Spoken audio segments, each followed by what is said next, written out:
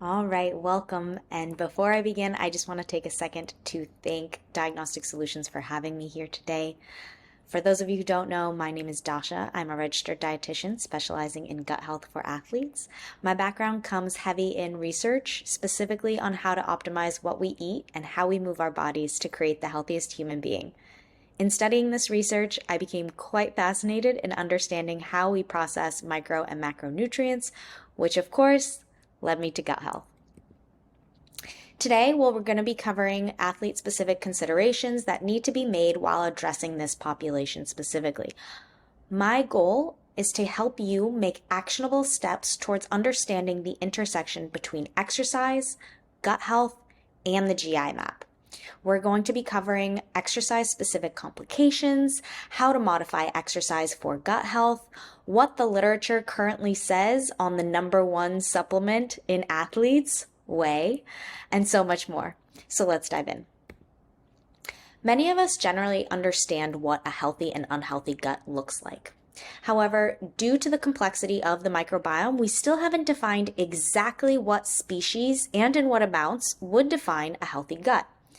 All we really know right now is that it's generally associated with high alpha diversity. This means our goal is to have a balance of a lot of different species within our gut. Thus, an unhealthy gut would be more of an imbalance of this ratio, where there are increases in opportunistic pathogens and a decrease in species associated with short-chain fatty acids, low growth rate of the inner mucosal layer, and high permeability. Zonulin is a biomarker of the GI map used to measure permeability and akkermansia levels, as well as sec-IgA, which both can provide insight on the mucosal layer.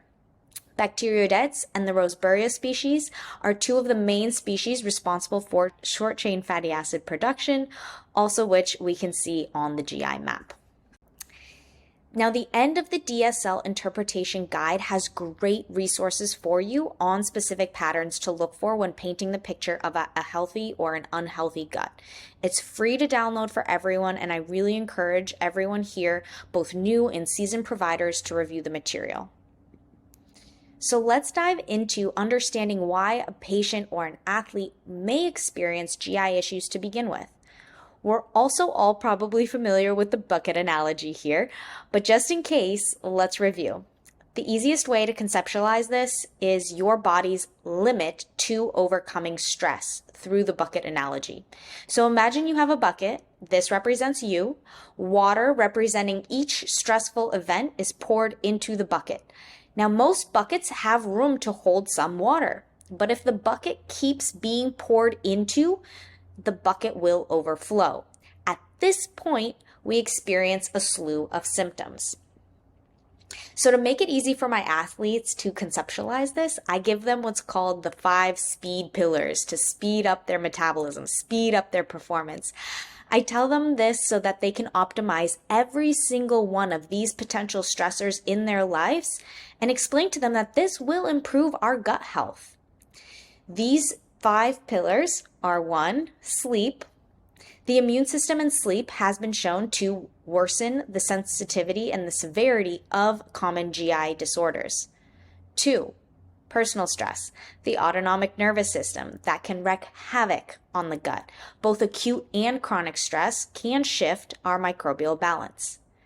Environment. This includes birth mode, diet in the early life, being breast or bottle fed, use of antibiotics or NSAIDs, pollution, allergies, mold, all of which will influence the gut.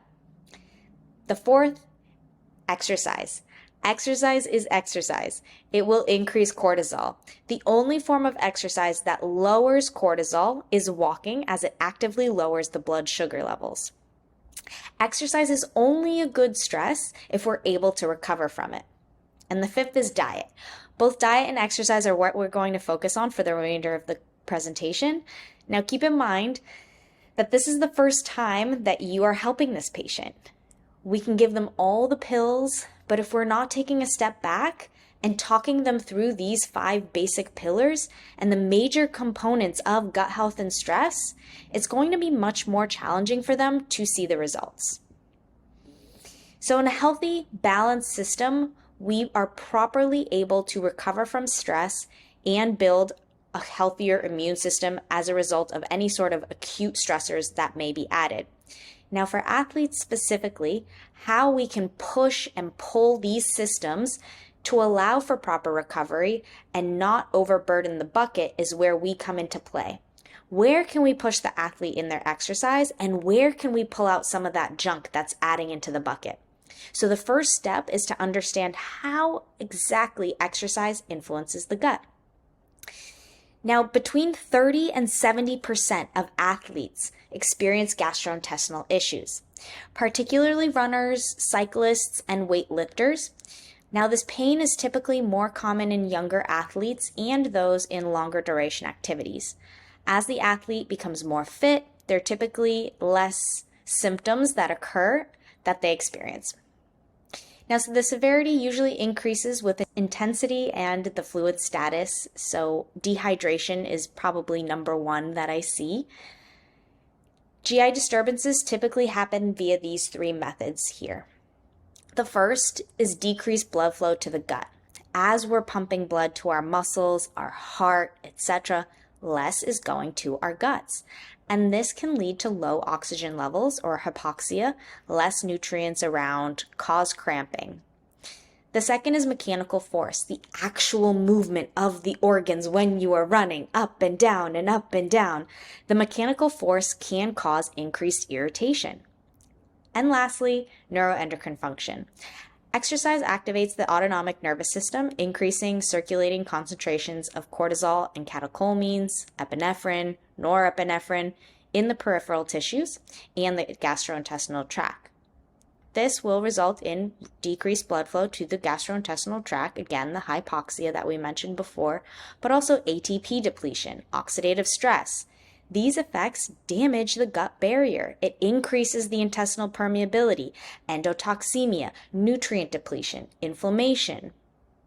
The gastrointestinal tract responds to these stressors by activating and releasing neurotransmitters like GABA, neuropeptide Y, dopamine, all of which are associated with, you guessed it, more gastrointestinal disturbances. As mentioned, these physiological effects are proportional to the intensity, duration, and frequency of exercise.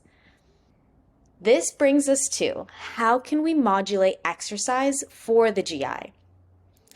Assuming the person is not an Olympic athlete and can change their exercise routine as they please, I would say the first thing to do is lower the intensity. And this can be done in what's called RIR, reps in reserve, or decreasing the RPE, the rate of perceived exertion. The goal here overall is to pull stress as much as we can in order to allow for recovery. So increasing rest days, decreasing volume, swapping to yoga, all of these are great choices. You can take this time to focus on mobility and pelvic floor exercises, and keep in mind the only form of exercise that will not increase cortisol and will decrease your stress levels, walking. A short 10 to 20 minute walk after meals is a great way to aid in digestion and get someone moving. Oftentimes, for severe cases where patients have a lot of dysbiosis, a lot of overgrowth, I will pull exercise completely and have them only aim for 7 or 10K steps a day. I've had people lose 2 to 10 pounds of water weight simply from changing their diet and exercise while waiting for the GI map results. And I'll show you some examples of that later on. This graphic from Hughes et al. Does a great job at connecting the diet, microbiome, and impact of exercise all together. As we intake food, our small intestine, hopefully, will be breaking down the nutrients and foods into amino acids and fatty acids. We know this probably isn't happening if we see low elastase on the GI map. It's always best to take the results of the test and match them to the symptoms of the person. Do they have undigested food in the stool? Are they burping? Are they gassy? H. pylori might come back flagged on the GI map, which can also impact if the person is digesting food properly. All of these may prevent proper amino acid, fatty acid, fibers, probiotics from reaching the large intestine. And if you've ever had a patient who reports swallowing a pill and seeing it in their stool, you'll know why this matters. So let's assume we get to a point where they're getting everything digested, or perhaps we're feeding our patient with an elemental diet, so we know our fats, proteins, carbs are mostly in their digested forms already. From here, the large intestine, the gut microbiota, modulate the food to then impact GI barrier function, distress, micronutrient absorption, and glycogen storage. This is basically how many carbs are pulled in and stored into the muscle. And this thus affects how much muscle we're able to put on versus how much fat. So patterns of unhealthy gut may prevent us from optimal performance. We're not building muscle as efficiently. We're not able to recover and progress in our movements as athletes. So through these mechanisms, it's really important to be able to identify both patterns of dysbiosis and opportunistic microbes in the GI map, which can present as inflammatory dysbiosis, as such here, or low good gut flora. In this case, we see low Firmicutes, which we know is one of our main short-chain fatty acid producing phyla. Specifically, we see low F. presnitzii and Roseburia, which are the primary two butyrate and short-chain fatty acid producing species on the GI map. And remember, this is important because as athletes or people who exercise, they have that increased oxidative stress and those disturbances to the GI barrier function that can cause GI symptoms. These dysbiotic patterns signal the translocation of lipopolysaccharides, causing endotoxemia and triggering more pro-inflammatory cytokine secretion into the GI tract. This will further influence the gut microbiota and exacerbate the condition. Because butyrate and propionate serve as energy sources for colonocytes, reducing mucosal degradation, gastrointestinal permeability, and inflammatory cytokines, it's important for us to pull together what we see on this GI map with the stress of exercise. The GI map allows you to see how much inflammation and damage could potentially be happening. And that, combined with the symptoms of your patient, will help you to navigate if you need to completely pull exercise or just pull back from 5 days of training to 3. Remember, acute stress is a good thing, only if we're able to overcome that stress and recover from it stronger. Exercise is that acute stress, so recovery is of utmost importance to ensure a healthy gut. The gut epithelium also has a very high turnover rate of 3 to 5 days and thus requires a large amount of energy and nutrients. However, it's important to note and discuss that as much as we can manipulate exercise and diet, there is one macronutrient in particular most athletes are consuming: protein. And the connection here is important because bacteroidetes have increased proteolytic activity. Bacteroidetes bacteria are gram-negative and associated with immunomodulation.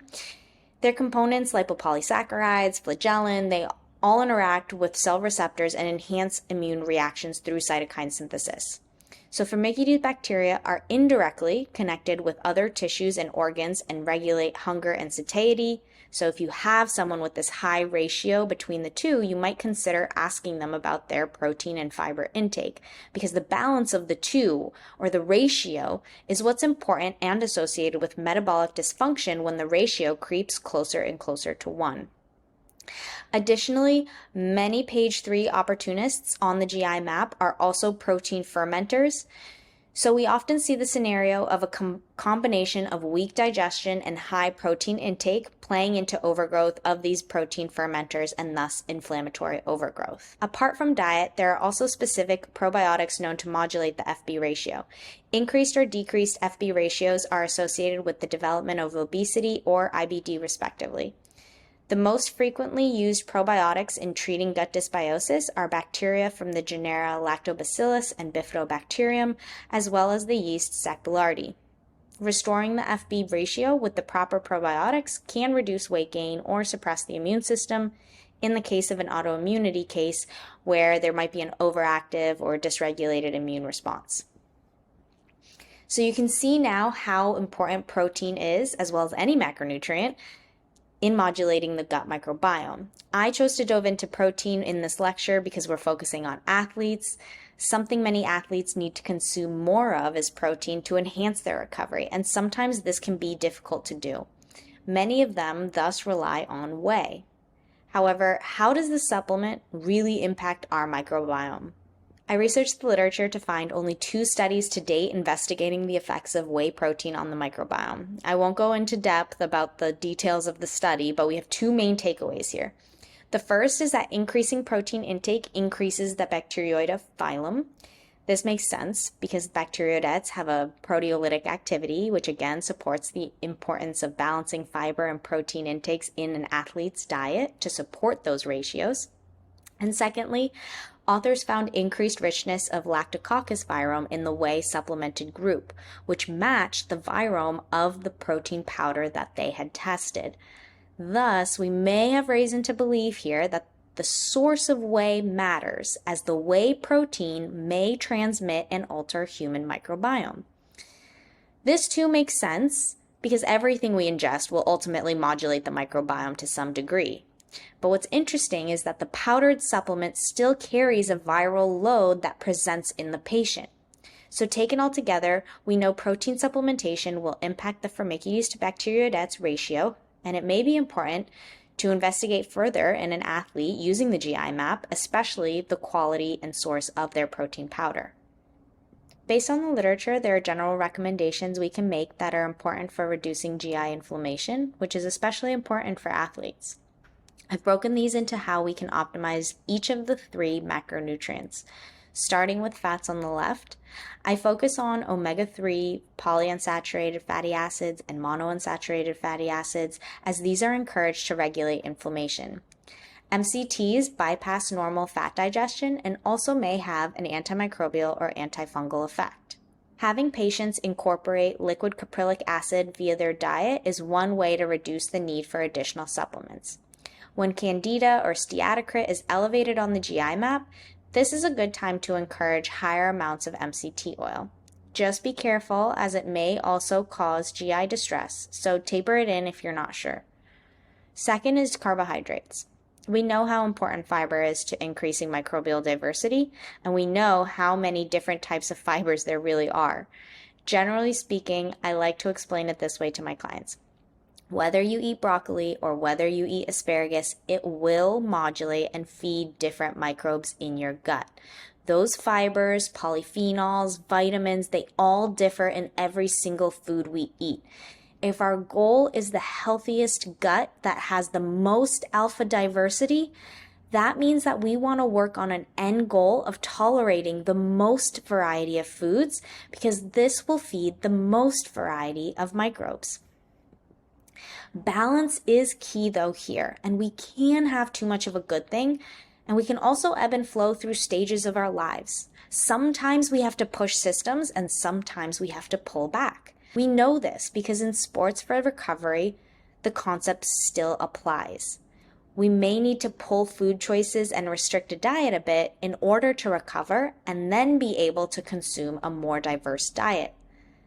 And then lastly, on the right-hand side, we have proteins. It seems as though plant proteins or low animal protein diets have been shown to be more beneficial in the literature, but I really think this has to do more with the undeniable fact that plant proteins in their whole form come with fiber, which we know is an integral part of gut health. For my clients, I focus on a plant-based diet with animal protein as accessories.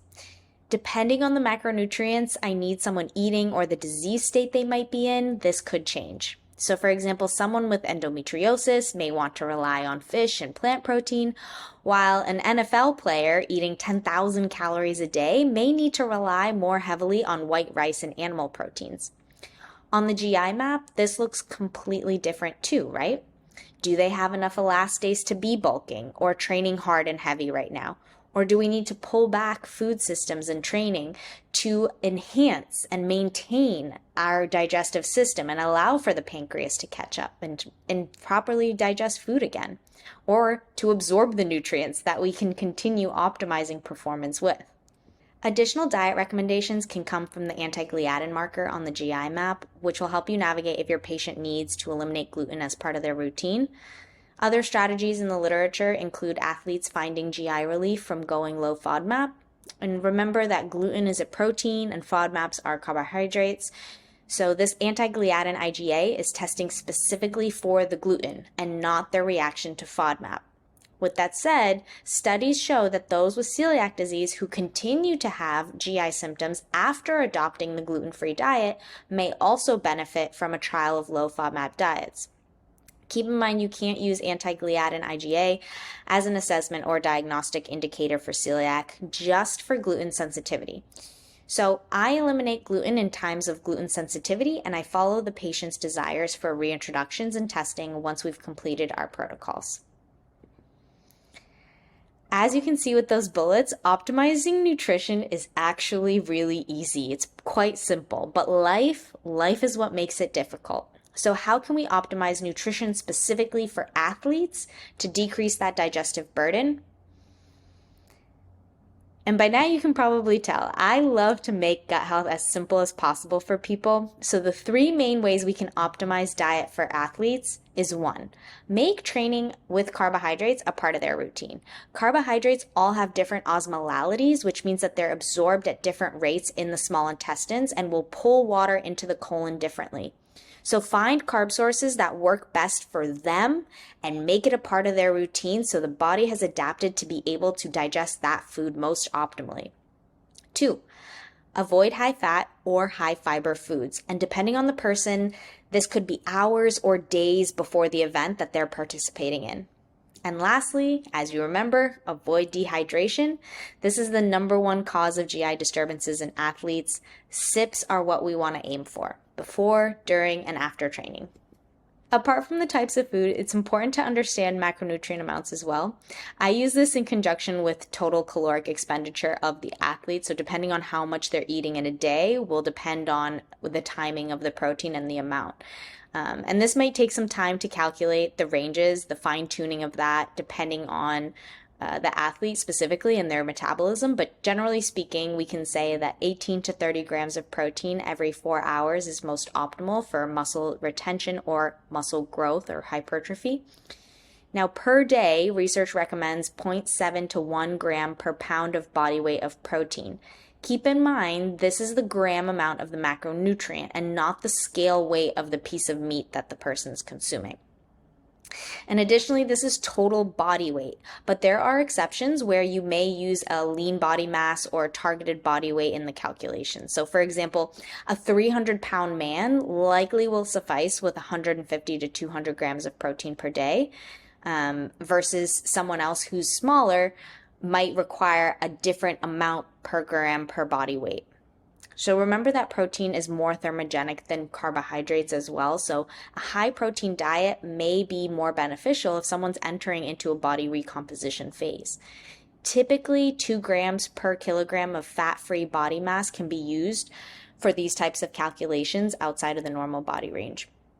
All of this, of course, is likely to change when trying to incorporate GI relief protocols, whether you may be decreasing expenditure and you're probably less likely to rely on carbohydrates. In terms of timing, fasting is not ideal if you're an athlete or trying to make optimal body composition changes. 12 hours of gut rest is sufficient to achieve GI rest and still maximize periods of anabolism throughout the day. With the other 12 hours, it's been shown that the ideal for maximizing muscle growth is to consume 4 bouts of protein with roughly 0.4 to 0.55 grams per kilogram, or you can just take the total amount of protein you just calculated for the day and divide it by 4. Remember that maximizing muscle growth also means retention in a dieting phase or preventing sarcopenia and cachexia in someone with a chronic disease.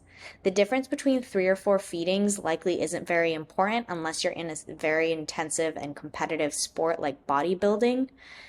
And if you've heard of that 30-minute anabolic window post-exercise, this has been debunked in the latest literature, which shows that getting in protein every 4 hours is much more important towards recovery, muscle building, and maintenance. This typically looks like eating breakfast at 7, working out at 8 or 9, and then consuming your breakfast around 10. Naturally, you'll likely consume your next meal within that 4-hour window range of your workout and the guideline. So after calculating calories and protein, we move to carbs. 3 grams per kilogram per day minimum is necessary for the athletic performance. Now, in terms of differences between female and male, women tend to store more intramuscular triglycerides than men, which also facilitates a higher rate of fat mobilization and use during exercise.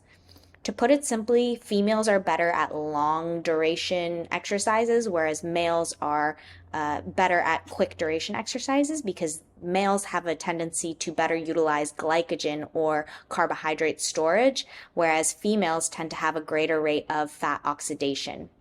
This is actually counterbalanced in females, so their greater rate of fat oxidation in their exercise is typically counterbalanced by a lower rate of resting fat oxidation. There's differences in this substrate utilization, but that doesn't really change the targeted intake ranges and objectives for fueling athletic performance or optimizing health. So overall, the intensity, the type of sport, the duration, those are going to be what dictates the amount of carbohydrates necessary. It's important to use these numbers listed as a very general baseline as well and work with the specific athlete to better understand what works for them. And lastly, we have fats. Post-exercise fat intake does not hinder 24-hour glycogen resynthesis, nor does it inhibit muscle protein synthesis. However, fats slow digestion, and thus in a state of activity, it's probably best to shift fats further away from exercise. From years of experience, I will say that instead of thinking of low-fat options, which may create some food dichotomies, it's typically best to focus on quick and high carbohydrates. So the focus here is how can we add more juices and quick digesting carbohydrate sources rather than focusing on restricting a certain food group. We know how much athletes are at risk for relative energy deficiency in sports, or REDS. And so focusing on an abundance mindset in this population is really important, and encouraging quality sources of nutrition, energy balance, and basic macronutrient utilization are ultimately the most important. Now, what's important to note is that when there is overgrowth, specific nutrient deficiencies are more likely to happen. Females are at higher risk of iron deficiency, and dysbiosis can increase poor vitamin B absorption even more. So many dysbiotic patterns may signal the need to check for iron, B12, folate-related anemias, and this is often coupled by a low hematocrit or a high MCV, MCH on their blood work. Vitamin D, too, is extremely important. I typically like to see above 50. Vitamin D can impact skeletal muscle mass and strength via the regulation of calcium-dependent contractions, protein-dependent skeletal muscle anabolisms, mitochondrial function, and even insulin sensitivity. Increases in bifidobacterium, lactospiraceae, and bacteroides in response to fiber intake are positively associated with increased calcium absorption as well. And this may be due to short-chain fatty acid production, which increases calcium absorption by lowering the colonic pH, or the regulation of signaling pathways or gene expression. Vitamin D intake also impacts the gut microbiota, although the variability in results precludes the ability to determine the effectiveness of supplementation on specific taxa. The bidirectional relation between calcium and vitamin D and the gut microbiota does have important implications for bone health of athletes of all ages, whether growth or maintenance of the bone density. The overall goal is to reduce the risk of fractures. And of course, if a patient comes to you having followed carnivore, low FODMAP, keto, or has any food restrictions, be aware of those nutrient deficiencies associated with the diet. So for example, iron, calcium, folate, B12, and fat-soluble vitamins are common in gluten-free or low FODMAP diets, which your patients may be coming to you with. Other causes of increased risk can be seen in the GI map. For example, pancreatic insufficiency and low stomach acid may be seen through these markers of insufficiency dysbiosis on the top right. Vegan and vegetarian diets are commonly associated with low stomach acid and low pancreatic elastase markers, so be sure to confirm with your athlete as you interpret their elastase marker what diet they're currently following. High steatocrit right above the elastase signals to us fat malabsorption, which can indicate an even greater risk for vitamin D deficiency, as well as other fat-soluble vitamins A, E, and K. Of note as well, H. pylori and hypochlorhydria may increase risk of B12 deficiency independent of the diet that's being followed, such as the vegan or vegetarian diet. And lastly, don't forget insufficiency dysbiosis patterns are found at the bottom of the GI map interpretive guide. All of these markers can be used to help you navigate nutrient deficiencies in the athletic population. Nutrient deficiency can also be independently related to the GI complications that are often seen in athletes. This includes dysbiosis or low commensal bacteria flora, small intestinal bacterial overgrowth, H. pylori, hemorrhoids, hernias, and this all probably has to do with two things that all athletes tackle, which is periods of extreme dieting countered by periods of extreme bulking, both of which are stressors on the system, independent of exercise, which is also adding more stress in the system. So typically I see small intestinal bacterial overgrowth most frequently in females with a history of chronic dieting, and this is likely because they experience slower motility, maybe even lowered thyroid function. H. pylori, again in tangent with small intestinal bacterial overgrowth from not enough or too much stomach acids during those bulking or cutting phases. And then hemorrhoids or hernias in relation to bodybuilders or lifters from the strain of their movements themselves. Hernias could be what caused an infection like H. pylori or what's preventing successful treatment and causing relapse. This is why when occult blood is elevated in this population, you may want to ask first about hemorrhoids or perhaps the time of month. It's more common in this population for them to be bleeding from a hemorrhoid from straining due to exercise. So here are some examples of how long these changes can start to take. As mentioned, I've seen drastic changes that have only to do with lowering inflammation, but keep in mind this isn't fat loss. I track their calories extremely precisely with the bodybuilding demographic, and some of these people have been doing it for years. They'll come to me eating the same calories, but after their gut health improves, they now need more food to maintain the same body weight. The body becomes more efficient at metabolism when inflammation is down. Increased metabolism means increased performance. Don't forget that. We're able to eat more, recover more, and perform better. So on the left here, you see 1 week change. We did this before her GI map even came back. It's mainly all water loss from the inflammation that she was suffering from prior.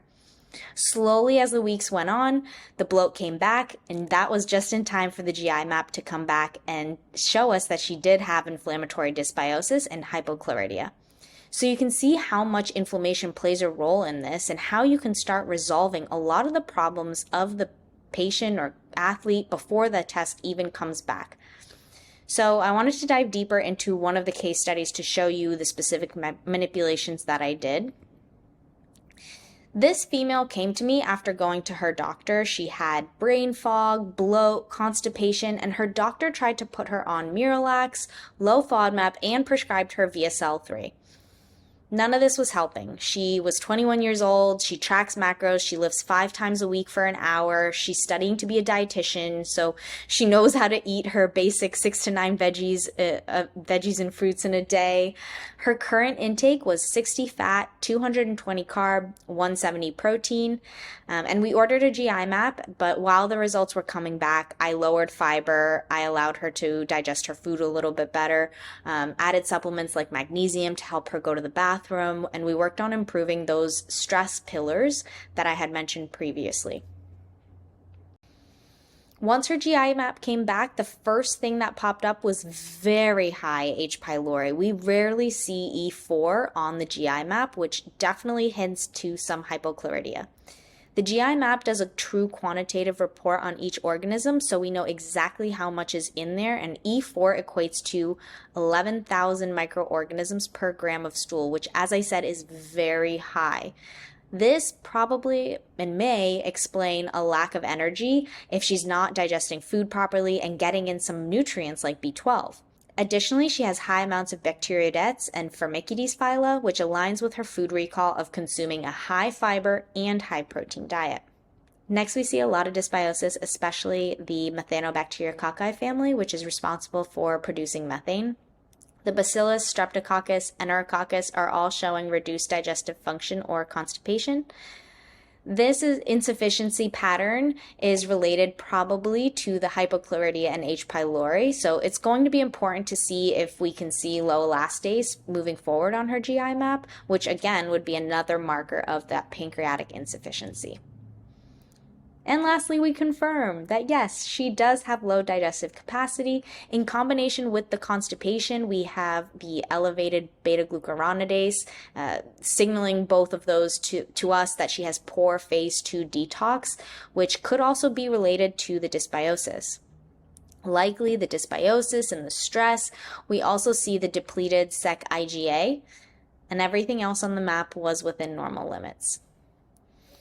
Of note, I wanted to tell you a little bit more about exercise specific to sec-IgA.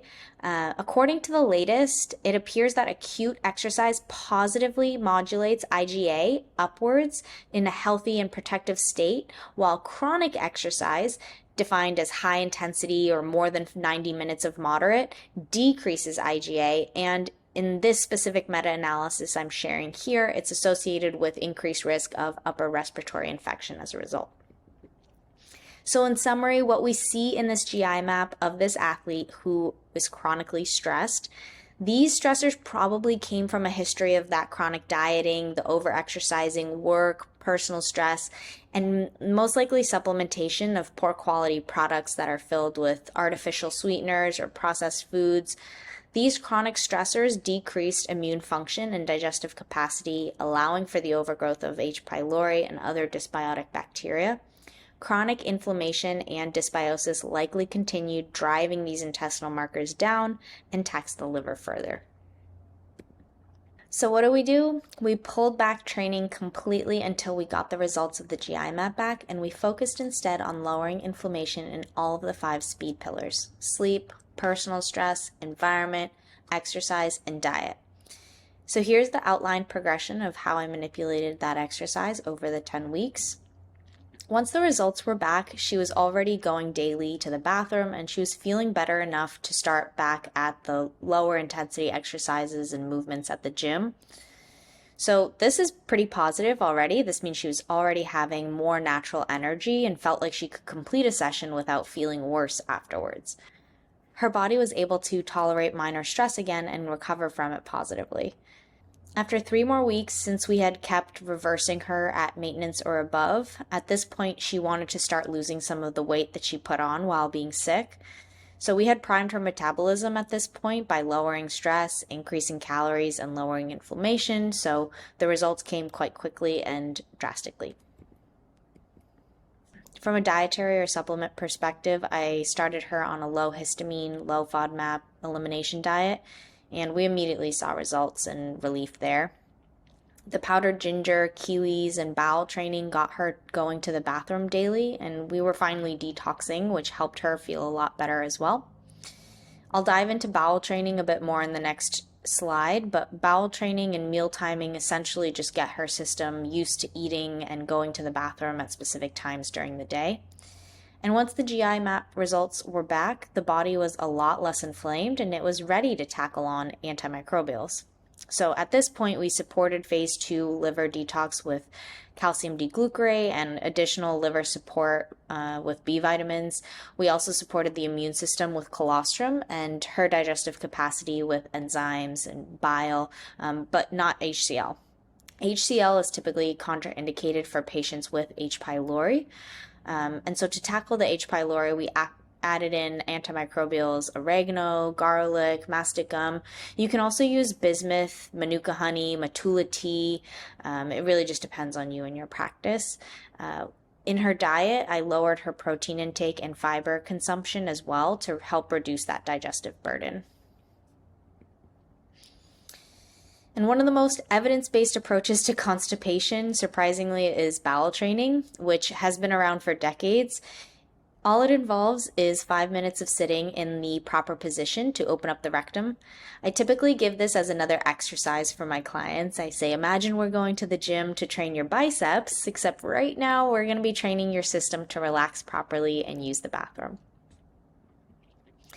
And this is why it all comes back to these pillars in the bucket. You can change someone's physique quite quickly if you work on priming their metabolism while you wait for the diagnostic results. Ask yourself, where is my patient experiencing the most amount of stress, and how can I lower that stress optimally in that area while waiting for the results of the GI map? So in summary, exercise is good for the human body, but only when we can recover from it. Manipulating macronutrients may be helpful for mitigating GI distress, especially fiber, protein, fat, and hydration. And in an attempt to manage these macronutrients, oftentimes micronutrients are missed. Thus, athletes are at increased risk for nutrient deficiencies due to the utilization of restrictive diets and other drug-nutrient interactions. Although nutrient timing is important, it's probably one of the last things we should be considering for these athletes, because foundational nutrition, such as macros and micros, are our first priority. Most athletes experience increased GI issues as a result of that chronic stress and poor recovery, and thus increasing and utilizing dietary and lifestyle interventions alongside the GI map can help balance stress and recovery to optimize athletic performance. So I hope this brings more confidence for you. I remember nutrition is really, really easy for gut health. Gut health is really, really easy. It is our lives that make it more complex by adding all of those stressors into our buckets. And if you wanted to take a look at any of the references as well, I have them listed here for you. But again, thank you for having me, and feel free to reach out if you have any questions.